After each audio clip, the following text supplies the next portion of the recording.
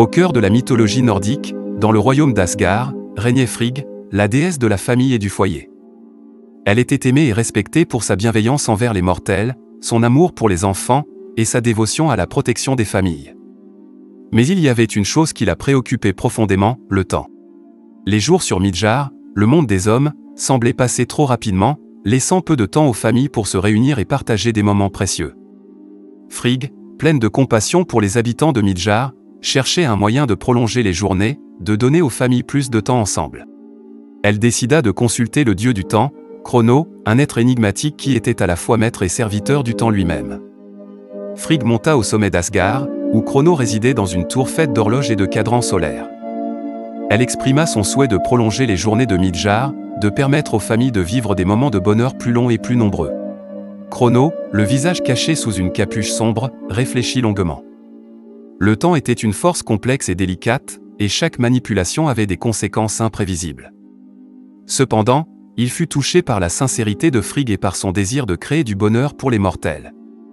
Il accepta finalement de faire un pacte avec elle. Le pacte était le suivant: chaque jour, Frigg aurait le pouvoir de suspendre le temps pendant un court moment. Pendant cette période, le soleil resterait immobile dans le ciel, prolongeant ainsi la journée sur Midgard.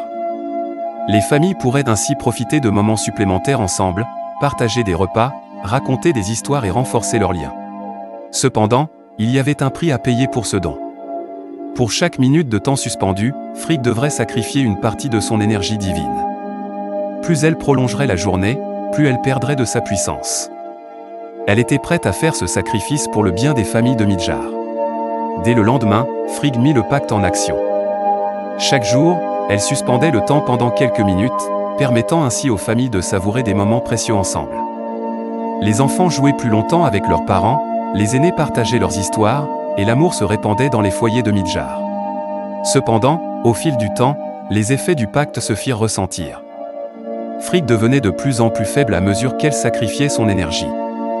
Ses pouvoirs de guérison s'affaiblirent, et sa présence à Asgard devint plus rare. Les dieux et les déesses commencèrent à s'inquiéter pour elle. Un jour, Loki, le farceur de la mythologie nordique, découvrit le secret du pacte de Frigg avec le temps. Il répandit la nouvelle parmi les dieux et les mortels, créant ainsi la controverse. Certains pensaient que le sacrifice de Frigg était noble et louable, tandis que d'autres estimaient qu'elle devait préserver sa propre puissance. Frigg fut confrontée à un dilemme. Elle avait promis aux familles de Midgard de prolonger leur journée, mais elle voyait également les inquiétudes croissantes parmi les dieux et les déesses. Finalement, elle décida de mettre fin au pacte avec le temps pour restaurer sa puissance. Les jours sur Midgard redevinrent normaux, mais le souvenir des moments précieux passés en famille perdura dans les cœurs des habitants.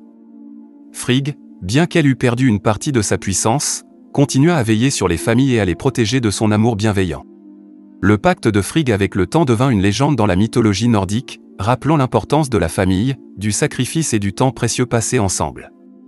Chaque jour sur Midgard était un cadeau à chérir, grâce à la dévotion de Frigg à la cause des familles.